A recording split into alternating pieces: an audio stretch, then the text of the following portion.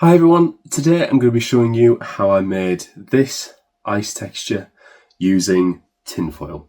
Hope you enjoy.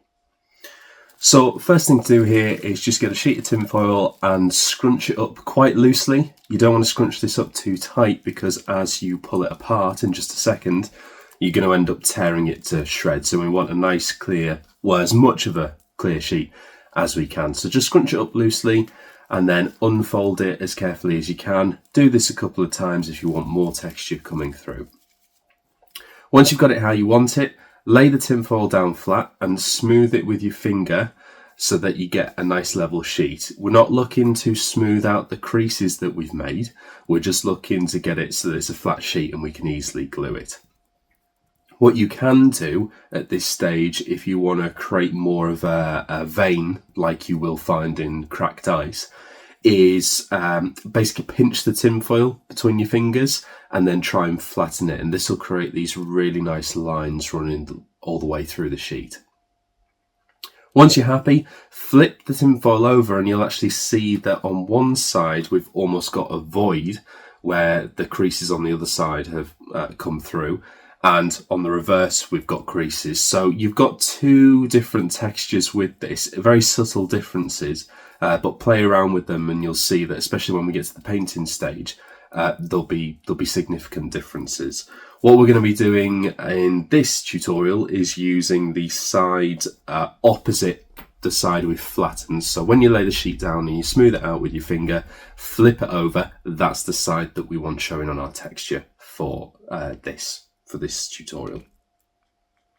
Once you're done, get some super glue and make sure your surface is really well covered. This is tinfoil.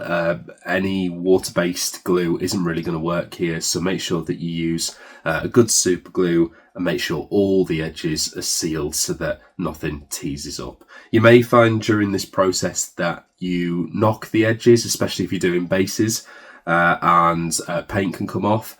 Don't worry, just keep going and each layer of paint will eventually apply and carry through. Once we've got the surface dried, we obviously trim it with a craft knife. Make sure it's nice and sharp and don't apply too much pressure, otherwise you'll tear the tinfoil, and even if it's glued, you may find that it peels off. After that, it's a very simple process of priming it. I'm actually using an acrylic primer here because what I'm creating is just a texture sample. However, if you're using it for a build that's going to be interacted with or touched quite a lot, then you definitely want to be using a metal primer for this. It'll stick an awful lot better. Once we've allowed the primer to dry, I've gone in and I've mottled a few different blues and whites together to create that first deep hue of the ice, the water underneath coming through, and I've steadily built it up with lighter and lighter tones to create depth. Once that's dry, I've gone in with a very thinned down white wash, applied that to the surface, and then this is where you really see the texture come through. I've wiped it off with a rag and you can see that the white is left in all of those creases that we made at the very start with the tinfoil. So this is where this technique really comes through. Those creases, that scrunching up of the tinfoil at the start, is allowing that white wash to sit in between the gaps and is giving us this beautiful ice texture. Obviously keep going until you've got the desired effect. The more you keep adding, the more you're eventually going to stain the surface.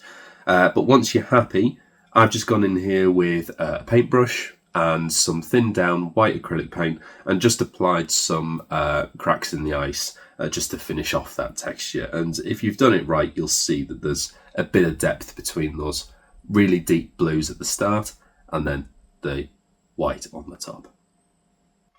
Very final thing to do is seal this with a varnish. As I said, as you work through this, you may have knocked some of the edges and some of the paints come off.